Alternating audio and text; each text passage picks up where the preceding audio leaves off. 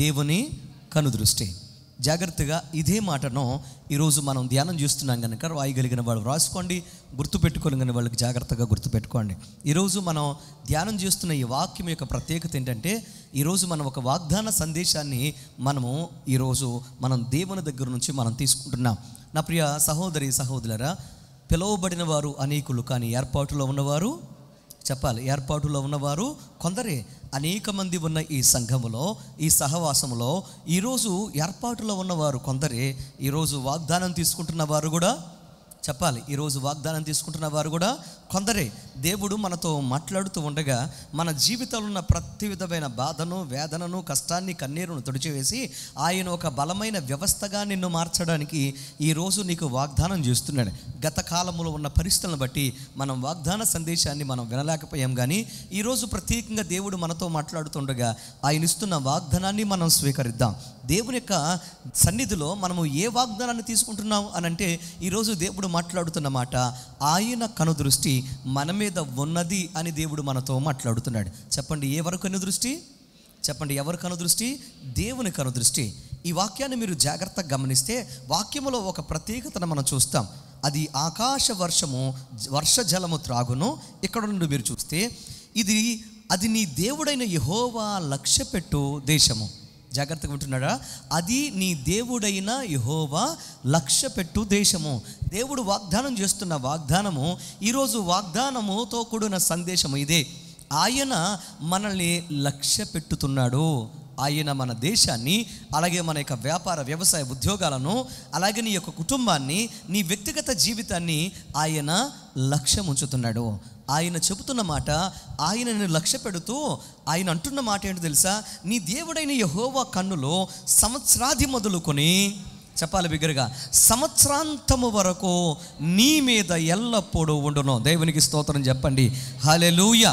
నా ప్రియ సహోదరి సహోదరులారా, ఇంతకుముందు ఒక 2 వారాల క్రితం అనుకుంటాను నేను చెప్తూ ఈ మాట చెప్పాను. ఏమనంటే, లక్ష్యము అనే దాని గురించి చెప్తూ ఇంగ్లీష్లో ఒక మాట అన్నాను. అది గుర్తుందా మీకు? లక్ష్యము అనగా అటెన్షన్ అనే మాట మీకు చెప్పాను. లక్ష్య పెట్టడము అనంటే అటెన్షన్ ఉండడము, లేదా మన మీద దృష్టి పెట్టడం అని దాని ఉద్దేశము. వింటున్నారు కదా? జాగ్రత్తగా వినండి. ఈ లోకంలో మన మీద ఎవరైనా దృష్టి పెడితే, మన మీద ఎవరైనా ప్రేమ చూపిస్తే, ఈ లోకంలో ఎవరైనా మనల్ని పట్టించుకుంటే అది మనకు ఎంతో సంతోషాన్ని ఇస్తుంది. అవునంటారా కాదంటారా? ఎప్పుడు మనల్ని ఒక వ్యక్తి పట్టించుకుంటాడో, ఎప్పుడు ఒక వ్యక్తి మనల్ని జాగ్రత్తగా గమనిస్తాడో, ఎప్పుడు మన జీవితంలో ఒక వ్యక్తి యొక్క దృష్టి, ఒక మనిషి యొక్క దృష్టి మన మీద పడుతుంది అని మనం ఆలోచన చేస్తే, మనలో ఉపయోగకరమైన జీవితము, ఉపయోగకరమైన పరిస్థితులు ఉన్నప్పుడే అందరి దృష్టి మన మీద పడుతుంది. మనము ఇతరులని ఆకర్షించగలిగిన జీవితాన్ని మనం చెప్పాలి జీవించగలుగుతాం. మనలో ఏది కూడా లేదనుకోండి, ఉపయోగకరమైన పరిస్థితులు లేనప్పుడు ఎవరు మనల్ని, చెప్పండి, ఎవరు మనల్ని పట్టించుకోరు, ఎవరు చూడరు. నిన్ను అందరూ గమనించాలి, అందరి దృష్టి నీ మీద ఉండాలి అని అంటే, నీలో ప్రయోజనకరమైనది ఏదైనా, చెప్పాలి, నీలో ప్రయోజనకరమైనది ఏదైనా ఉండాలి. ప్రయోజనకరమైనది లేనప్పుడు నిన్ను ఎవరు చూడరు, ఎవరు నిన్ను పట్టించుకోరు. నా ప్రియ సహోదరి సహోదరులారా, ఒక మార్కెట్కి వెళ్ళాము అనుకోండి, ఒక గంపలో అనేకమైన వంకాయలో, లేకపోతే అనేకమైన బెండకాయలో, అనేకమైన దొండకాయలో మనం చూస్తాం. ఉన్నవి చాలా ఉన్నాయి, ఉన్నవి గంప నిండా ఉన్నాయి. కానీ అందులో మన దృష్టి దేని మీద పడుతుంది? దేనికైతే పుచ్చు లేదో, దేనికైతే సచ్చు లేదో, ఏదైతే నాణ్యంగా ఉందో, ఏదైతే నిగనిగలాడుతుందో, ఏదైతే చక్కగా పరిపక్వత చెందిందో దాని మీద మన దృష్టి పడుతుంది. వింటున్నారా నా ప్రియ సహోదరి సహోదరులారా? ఒక వ్యక్తి మీద దృష్టి పడాలన్నా, ఒక కుటుంబం మీద దృష్టి పడాలన్నా, ఒక జీవితం మీద దేవుని దృష్టి పడాలన్నా, మానవ దృష్టి పడాలన్నా, మనుషులు నిన్ను చూడాలన్నా, నీలో కూడా ఏముండాలో తెలుసా? సచ్చు కానీ, పుచ్చు కానీ, అలాగే లోపము కానీ లేని అద్భుతమైన, నాణ్యమైన, విలువైన, వెలుగొందే అద్భుతమైన ప్రత్యేకత కలిగిన జీవితం నీకు ఉన్నప్పుడు అందరూ నిన్ను చూస్తారు. దేవునికి స్తోత్రం కలుగునుగాక. హల్లెలూయా. ఎడారిలో సెలయేరు ఎలాగైతే అనేక మంది దాహార్తిని తీరుస్తుందో, ఆ సెలయేరు కోసం అనేక కిలోమీటర్లు నడిచి ఆ సెలయేటి నీళ్ళ కోసం వస్తారో, అలాగే అడవులలో ఎక్కడైతే కాస్తంత నీరు దొరికే ప్రాంతము కోసం అనేక మంది నడుచుకుంటూ వస్తారో, నా ప్రియ సహోదరి సహోదరులారా, ఈ భయంకరమైన ఎండమావులు లాంటి ఈ భయంకరమైన బాధ వేదనకరమైన జీవితాలు అనుభవిస్తున్న ఈ లోకంలో నీ బ్రతుకులో నువ్వు గనక అనేక మందికి దాహము తీర్చి అనేక మందికి ఉపయోగపడే నీలో అనుభవం ఉన్నప్పుడు, నీలో సమృద్ధి ఉన్నప్పుడు అనేక మంది నీ చుట్టూరు కూడా అలాగే తిరుగుతారు. హల్లెలూయా, హల్లెలూయా. ఒక వ్యక్తి మీద దృష్టి ఎప్పుడు పడుతుందంటే, నీలో విలువైన జీవితం ఉన్నప్పుడు, నీలో విలువైన అద్భుతమైన బ్రతుకు నీకు వచ్చినప్పుడు. ఒక వ్యక్తికి విలువ లేకపోతే ఆ వ్యక్తికి ఎవ్వరూ కూడా విలువ ఇవ్వరు. వింటున్నారా? ఎప్పుడైతే ఒక వ్యక్తిని నిన్ను ఎందుకు ఆశ్రయిస్తాడు? నీ మాటకు విలువ పెరిగినప్పుడు. వింటున్నారా? నీ మాటకు విలువ పెరిగినప్పుడు, నీవు చెప్తే ఎంత పెద్దవారైనా ఎలాంటి వారైనా వింటారు అన్నప్పుడు అనేక మంది నీ దగ్గరకు వచ్చి నీ చేత మాట చెప్పించడం కోసం నీ చుట్టూ తిరుగుతారు. అంతేనంటారా కాదంటారా? ఒక బ్యాంకులో నీ మాట చెల్లుబాటు అవుతుందనుకో, ఒక మేనేజరో లేకపోతే ఆ బ్యాంకులో ఉన్నవారో నీకు విలువిస్తున్నారనుకో, అప్పుడు నువ్వు చెప్తే ఆ బ్యాంక్ మేనేజరో లేకపోతే అందులో ఉన్న సిబ్బందో వింటారు అని తెలిసినప్పుడు ఏం చేస్తారు? నీ దగ్గరకు వచ్చి నీ చేత చెప్పిస్తారు. అంటే దాని అర్థం ఏంటి? నీ మాట చెల్లుబాటు అవుతుంది అంటే దాని అర్థం ఏంటంటే దేవుడు నీకు ఏమిస్తున్నాడు చెప్పాలా? దేవుడు నీకు ఏమిచ్చాడు? విలువనిచ్చాడు. నీ మాటకు విలువనిచ్చాడు, నీ చేతకు విలువనిచ్చాడు, నీ పనికి విలువనిచ్చాడు. ఎప్పుడు ఒక వ్యక్తికి అటువంటి విలువ వస్తుంది? దేవుని దృష్టి వారి మీద పడినప్పుడు మనుషుల మధ్యన ఆ వ్యక్తి విలువైన వాడిగా మారతాడు. రెండు చేతులెత్తి హల్లెలూయా. మీకు తెలుసా, ఈ భూమిని పరీక్షించడానికి అనేకమైన శాటిలైట్స్ ఏం చేస్తున్నాయి తెలుసా? ఈ యొక్క శూన్యములో ఉంచబడినాయి. అనేక దేశాలు ఏం చేస్తున్నాయంటే అనేక శాటిలైట్స్ని ప్రయోగించి ఆ శాటిలైట్స్ ద్వారా ఏం చేస్తున్నారు తెలుసా? మన భూమి మీద ఉన్న దేశాలను, సముద్రాలను పరిశీలిస్తున్నారు. ప్రతి దేశము కూడా ఒక కన్ను దేని మీద వేసి ఉంచారు? ఈ భూమి మీద శాటిలైట్స్ ద్వారా వేసి ఉంచారు. అంత మాత్రమే కాదు, ఈ భూమి మీద ఏ దేశాలు ఎటువంటి అణు కార్యక్రమాలు జరిగిస్తున్నాయి, అణుబాంబు ప్రయోగాలు చేస్తున్నాయి, అణుబాంబులు తయారు చేస్తున్నారు, ఏ దేశము ఎటువంటి శత్రువు రాజ్యాలను ఆ శత్రువులను ఎదుర్కోవడానికి ఎటువంటి సమకూర్చుకోవాలి, వారి ప్రణాళికలు ఏంటి, వారి కదలికలు ఏంటి అనేవి ఏం చేస్తాయి తెలుసా? ప్రతి దేశము వారి శాటిలైట్స్ని ఏం చేస్తున్నారు? ఆకాశంలో ఉంచి వేరే దేశాల మీద ఒక కన్ను వేసి ఉంచుతున్నారు. కారణం ఏంటయ్యా అంటే, మనము సురక్షితంగా ఉండాలంటే మనల్ని పరీక్షించేది ఒకటి చెప్పాలి, మనల్ని పరీక్షించేది ఒకటి ఉండి తీరాలి. నువ్వు సురక్షితంగా ఉండాలంటే తప్పకుండా నీ మీద ఒక కనుదృష్టి లేదా ఒక కాచే ఒక అద్భుతమైన పరిస్థితి నీకు ఉండాలి. ఒక ఇంటిని కాపాడడం కోసం ఒక అద్భుతంగా ఒక గోడ నిర్మించబడితే, లేదా ఒక చెప్పండి ఏంటది, ప్రహారీ గోడ నిర్మించబడితే ఒక కంచె అవసరమైతే, అలాగే ఒక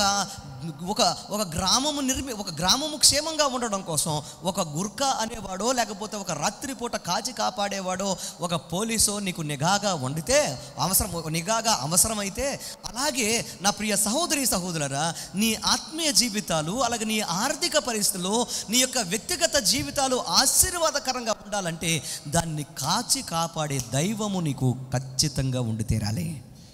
రెండు చేతులెత్తి హల్లెలూయా. నా ప్రశ్న ఏంటంటే, మరి నీ జీవితాల్లో అలాంటి కాచి కాపాడే వ్యవస్థ నీకుందా? ఈరోజు నా దేశాలు తొందరపడుతున్నాయి, అలాగే ప్రతి రాజ్యము తొందరపడుతుంది మమ్మల్ని కాపాడుకోవడం కోసం.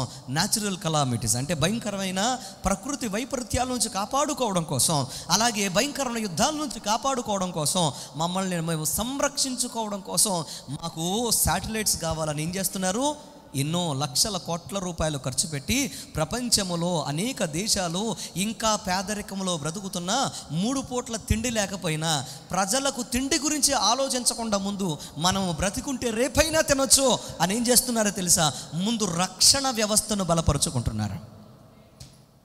ఈరోజు నా ప్రశ్న ఏంటంటే, మరి మీకు అటువంటి రక్షణ వ్యవస్థను మీరు కలిగి ఉన్నారా? ఆ రక్షణ వ్యవస్థను మీరు నిర్మించుకుంటున్నారా? మన ముందున్న చెప్పండి, త్వరగా చెప్పాలి, మన ముందున్న 2025వ సంవత్సరం 12 నెలలు చెప్పాలి, 365 రోజులు మన జీవితాల్లో ఎలా ఉండబోతుందో దేవుడు మాట్లాడుతున్నాడు. ఈరోజు దేవుడిస్తున్న వాగ్దానం అదే. ఆయన ఎలాగ మనతో నడవబోతున్నాడో ఆయన వాగ్దానం చేస్తున్నాడు. ఎలాంటి అనుభవాల్లో మనం ఉండబోతున్నామో ఆయన వాగ్దానం చేస్తున్నాడు. ద్వితీయోపదేశకాండం 11:11 మనం గమనిస్తే, మీరు నది దాటి స్వాధీనపరుచుకున్నటకు వెళ్ళుచున్న దేశము కొండలు లోయలు గల దేశము కాబట్టి. నా ప్రియ సహోదరి సహోదరుడు, దేవుడు అంటున్నాడు, మీ జీవితాల్లో మీరు ఇప్పుడు ఎదుర్కోబోతున్న దేశము, ఎదుర్కోబోతున్న కాలము, ప్రవేశిస్తున్న మీ జీవితాల్లో దినాలు, సంవత్సరము ఎలాంటిదంటే అది కొండలు, అది లోయలు కలిగిన అనుభవాలు కలిగిన దినాలుగా దేవుడు నీకు జ్ఞాపకం చేస్తున్నాడు. వింటున్నారా? నీ జీవితంలో రాబోతున్న దినాల్లో ఎత్తైన అనుభవాలు ఉంటాయి, ఎత్తైన పరిస్థితులు ఉంటాయి, అలాగే లోతైన పరిస్థితులు కూడా ఉంటాయి. నువ్వు దాటవలసిన దారులు, దాటవలసిన పరిస్థితులు అనేకమైన ఉన్నాయి. నా ప్రియ సహోదరి సహోదరులారా, పచ్చక బయళ్ళ లాంటి అనుభవాలు, లోతులలో అనుభవాలు, అలాగే క్షేమకరమైన పరిస్థితులు, అలాగే కఠినమైన పరీక్షా పరిస్థితులు కూడా పరిస్థితులు కూడా నీకు ఉన్నాయి. అయితే నా ప్రియ తమ్ముడు, చెల్లి, ప్రియ సహోదరి సహోదరుడా, అది యెహోవా లక్ష్య పెడుతున్న జనము, అది యెహోవా లక్ష్య పెడుతున్న దేశము, వారు లక్ష్య పెడుతున్న దేవుని పిల్లలు, ఆయన లక్ష్య పెడుతున్న కుటుంబాలు. రెండు చేతులైతే దేవునికి స్తోత్రం చెప్పండి. హల్లెలూయా.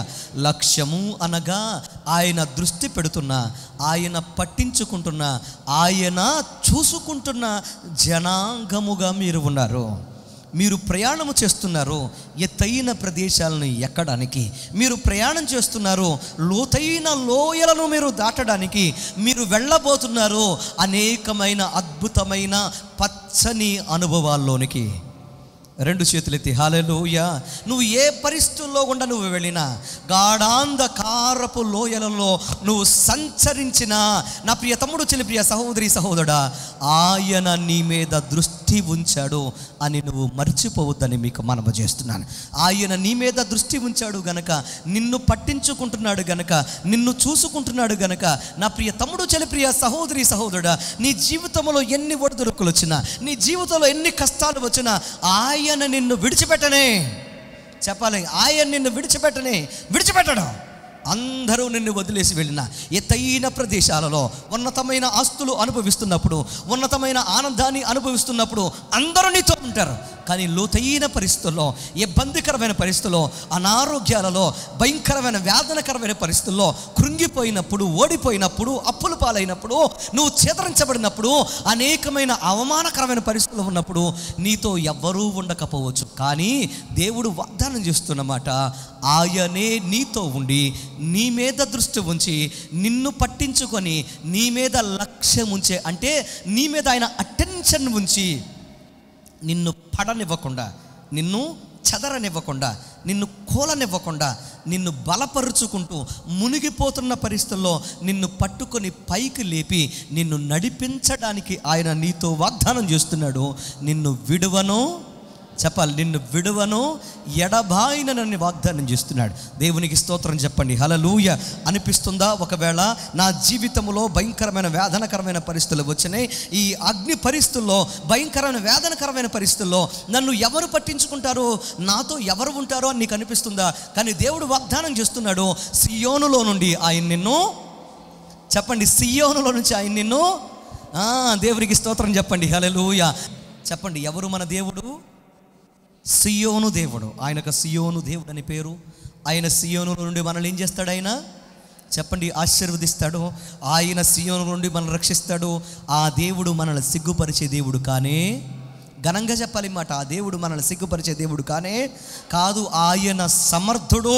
మనల్ని కాపాడి నిలబెట్టడానికి ఆయనే సమర్థుడు. దేవునికి స్తోత్రం చెప్పండి. హల్లెలూయా. నా ప్రియ తమ్ముడు, చెల్లి, ప్రియ సహోదరి సహోదరుడా, ఈరోజు నీ జీవితంలో, నీ బ్రతుకులో మరి దేవుని లక్ష్యము పొందుకుంటున్న నీవు, నీ జీవితంలో నీ కర్తవ్యం ఏంటి ఒకసారి ఆలోచన చేసావా? నీ కర్తవ్యం ఏంటో ఒకసారి ఆలోచన చేసావా? దేవుడు నిన్ను పట్టించుకుంటున్నాడు. మరి నీవు నమ్మిన వారిని నువ్వు పట్టించుకుంటున్నావా? దేవునికి స్తోత్రం చెప్పండి. హల్లెలూయా. అటెన్షన్.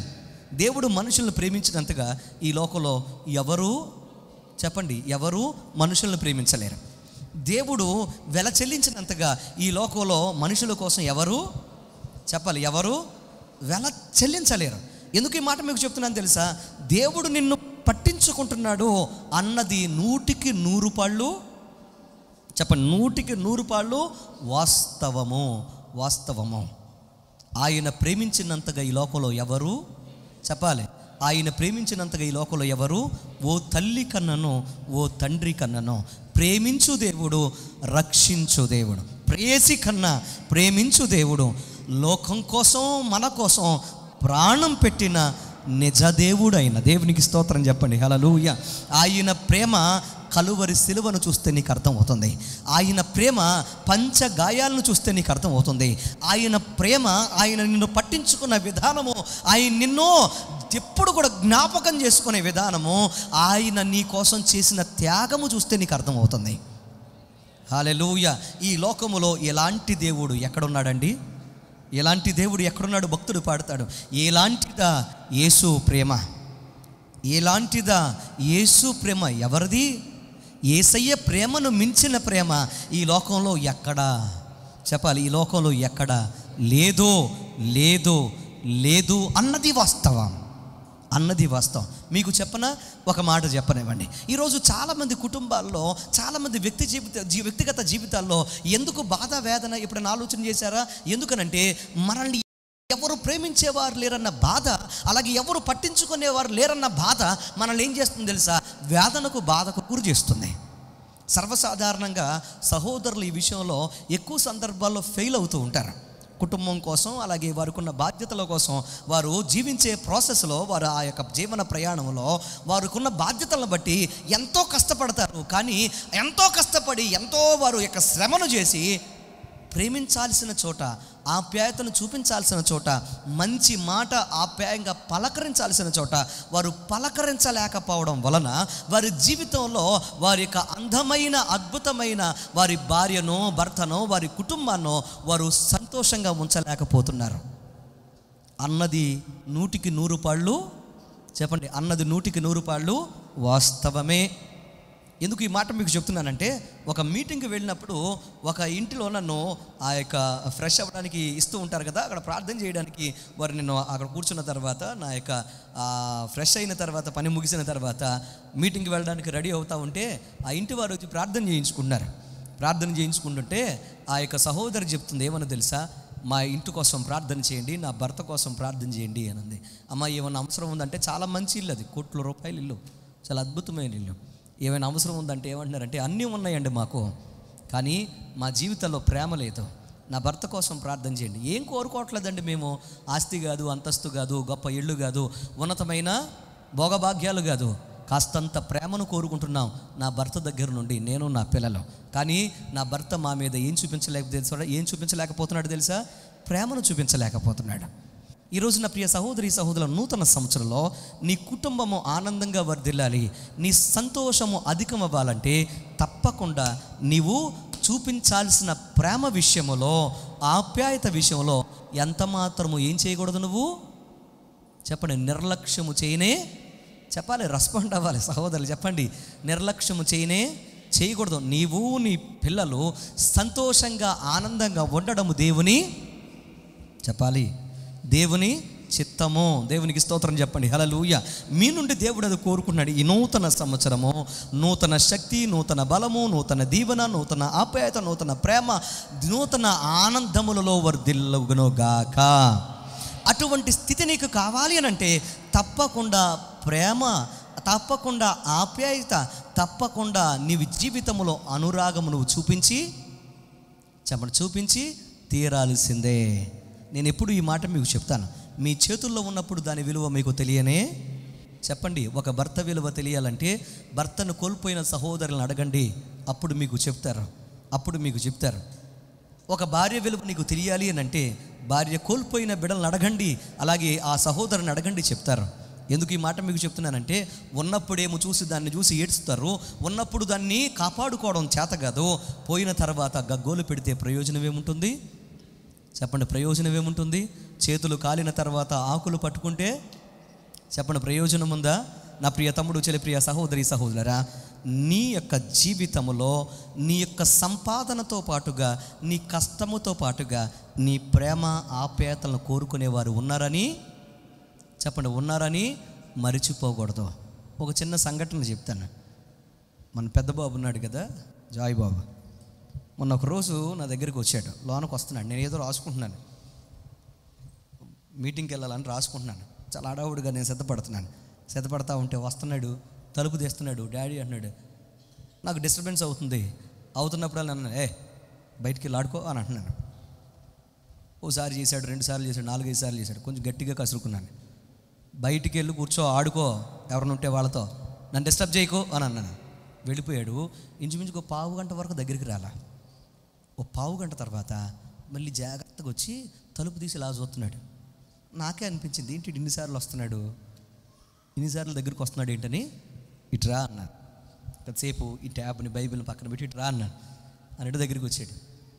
నేను మంచం మీద కూర్చున్నాను, ఇలా సైడ్కి కూర్చొని వాడిని కూడా లేపి నా యొక్క కాళ్ళ మీద కూర్చోబెట్టుకొని ఏంటి నాన్న అని అడిగాను. ఏంట్రా అని అడిగితే అప్పుడు అంటున్నాడు, ఏమని తెలుసా, daddy I want your diary అని అన్నాడు. నేను మొన్న ఈ రాసుకోవడానికి ఒక పుస్తకం తెప్పించుకున్నాను ఆన్లైన్లో. అది ఆ పక్కన టేబుల్ మీద పెట్టుంది, చిన్న టేబుల్ మీద పెట్టుంటే వాడు దాన్ని చూసినట్టున్నాడు. చూసి అడుగుతున్నాడు, ఏమనంటే నాకు ఆ డైరీ కావాలండి. ఎందుకు అని అడిగాను. అది నాది కదా, నాకు ఇస్తావా అని అడిగాడు. ఎందుకు దాన్ని అడుగుతున్నావేంటి, అది నాది కదా, నాకు కావాలి, నేను రాసుకోవడానికి తెప్పించుకున్నాను అని అంటే అప్పుడు అన్నాడు, లేదు డాడీ అది చాలా బాగుంది, కలర్ఫుల్గా ఉంది, అందులో స్టిక్కర్స్ ఉన్నాయి, అందులో చిన్న చిన్న పుస్తకాలు ఉన్నాయి, అలాగే కార్డ్స్ ఉన్నాయి, అదైతే నేను డ్రాయింగ్ వేసుకోవడానికి బాగుంటుంది, నేను రాసుకోవడానికి బాగుంటుంది, నాకు ఇవ్వా అన్నాడు. అంటే అప్పుడు నేను నాకు కావాలి కదా నాన్న అంటే, లేదు డాడీ నాకు కావాలి డాడీ, నేను 1 వీక్ నుంచి నిన్ను అడుగుదాం అనుకుంటున్నాను డాడీ. ఎప్పటి నుంచి అంటే అది 1 వారం రోజులైంది అది వచ్చి. 1 వీక్ నుంచి నేను అడుగుదాం అనుకుంటున్నాను డాడీ, 1 వీక్ నుంచి నేను ట్రై చేస్తున్నాను, కానీ నీతో మాట్లాడడానికి కుదరలేదు డాడీ, నాకు ఇవ్వా డాడీ అని అన్నాడు. ఒకసారి జస్ట్ అది చాలా నార్మల్ కన్వర్సేషనే, కానీ నేను చూసుకుంటున్నాను కనుక పరిశుద్ధాత్మ దేవుడు నన్ను ప్రేరేపిస్తున్నాడు. పరిశుద్ధాత్మ దేవుడు ఒక్కసారి నాకు పాఠం నేర్పిస్తున్నాడు. వాడు నాతో వారం రోజుల నుంచి ఆ డైరీ గురించి మాట్లాడడానికి ట్రై చేస్తున్నాడు, కానీ నేనేం చేయట్లేదు, వాడికి సమయం ఇవ్వట్లా, వాడిని నిర్లక్ష్యం చేస్తున్నాను, వాడిని పట్టించుకోవట్లా. ఏదో చెప్పాలని ప్రయత్నం చేస్తున్నాడు, వస్తున్నాడు, చూస్తున్నాడు, వెళ్ళిపోతున్నాడు, నేను ఎక్కడ కోప్పడతా అని ఓపెన్ అవ్వలేకపోతున్నాడు. ఇక అప్పుడు చూసిన తర్వాత అర్థమైంది, అంటే వారం రోజుల నుంచి వీడు చెప్పాలనుకున్నది మనసులో పెట్టుకున్నాడు. దేవుడు మాట్లాడుతున్న మాట, దేవుడు ఎక్కడో నాకు ఒక అవగాహన, అలాగే ఒక చిన్న ప్రత్యక్షతనిచ్చాడు. వెంటనే అన్ను కూర్చోబెట్టుకుని దగ్గర, నీకు కావాలా ఇది అన్నాను. ఎస్ డాడీ నాకు కావాలని అన్నాడు. అప్పుడు నేను ఒక యాప్ ఓపెన్ చేసి, అమెజాన్ ఓపెన్ చేసి, అదైతే నీకు ఇవ్వను, కానీ ఇది నేను తెప్పించుకున్నాను కదా, నేను రాసుకుంటాను, అది దాన్ని వదిలే, కానీ నీకు ఇంకోటి తెప్పిస్తాను ఓకేనంటే, ఓకే డాడీ అన్నాడు. అప్పుడు అందులో ఉన్న పుస్తకాలు చూపించి, ఇందులోంచి నీకేం కావాలో చూసుకో అని అంటే, పలానా కలర్ కావాలన్నాడు. పలానా అందులో ఏమేమి ఉన్నాయో చదువుకున్నాడు. ఇందులో ఒక పెన్ను, ఒక స్టిక్కర్సు, కిట్టు, కార్డులు అన్నీ చదువుకొని దీన్ని ఆర్డర్ పెట్టమన్నాడు. ఆర్డర్ పెట్టిన తర్వాత అడుగుతున్నాడు, ఇది ఎప్పుడుకి వస్తుందని అన్నాడు. 16th వస్తుందన్న, 16వ తారీఖు కానీ 17వ తారీఖు వస్తుందంటే 16th ఏ డే అన్నాడు. అక్కడ చూడంటే లెక్కెట్టుకున్నాడు. లెక్కెట్టుకున్న తర్వాత డే చూసుకున్న తర్వాత అంటున్నాడు, ఎక్కడికి వస్తుంది అన్నాడు. చింతలపూడి మన ఆఫీస్కి పెట్టాను, అక్కడికి వస్తుందన్న. అంటే ఇప్పుడు గబగబా నన్ను నా దగ్గర నుంచి పక్కెళ్ళి ఆ క్యాలెండర్ దగ్గర అటు ఇటు చూస్తూ, డాడీ 1 2 3 4 5 డేసా, 5 డేస్లో మన నాకు వచ్చేస్తుందా అనుకుంటూ సంతోషంగా థ్యాంక్ యూ డాడీ అని ఏం చేశాడు తెలుసా, బయటికి వెళ్ళి వాళ్ళ తమ్ముడికి చెప్తున్నాడు, డాడీ నాకు ఆర్డర్ పెట్టాడు పుస్తకం అని సంతోషంగా గంతులేస్తున్నాడు. ఈ సంతోషం కోసం వాడు ఎన్ని రోజులు ఎదురు చూశాడు. ఇది చాలా చిన్న విషయమే. ప్రియ సహోదరులారా, జాగ్రత్తగా వినండి. నువ్వు తీసుకొచ్చే సంవత్సరంలో నెలకు తీసుకొచ్చే పట్టు చీరల్లోనో, లేకపోతే తీసుకొచ్చే మటన్లోనో, లేకపోతే నువ్వు ఇంటికి సమకూర్చే వస్తువుల్లోనో ఆనందము దొరకదు సుమా. నువ్విచ్చే సమయములో ఆనందం ఉంటుంది. నువ్విచ్చే పట్టించుకునే విధానములో, అటెన్షన్లో ఆనందం ఉంటుంది. నమ్మిన వారు దేవునికి స్తోత్రం చెప్పండి. హల్లెలూయా. ఎందుకు ఈ మాట మీకు చెప్తున్నానంటే, చాలామంది దృష్టి పెట్టరు, కానీ నీవు మనందరము సేవిస్తున్న మన దేవుడు మన చిన్న చిన్న అవసరాలను కూడా ఆయన పట్టించుకునేవాడు. 2 చేతులు ఎత్తి హల్లెలూయా. నీ బాధను ఆయన చూడగలడు, నీ వేదన ఆయన చూడగలడు, నీ కష్టము ఆయన చూడగలడు, నీ కన్నీరు ఆయన చూడగలడు, నీ స్థితిగతులను ఆయన చెప్పండి చూడగలడు. ఆయన చూడలేని పరిస్థితులు ఏమీ చెప్పాలి ఏమీ లేవు. ఆయన నీ జీవితంలో చాలా సమీపంగా ఉన్నాడు గనక ఈ నూతన సంవత్సరంలో ఈ 12 నెలలు 365 రోజులు ఆయన కనుదృష్టి నీ మీద ఉందని, నిన్ను పట్టించుకుంటున్నాడని, ఆయన నిన్ను నడిపిస్తున్నాడని నువ్వు మరిచిపోవద్దని నీకు మనవి చేస్తున్నాను.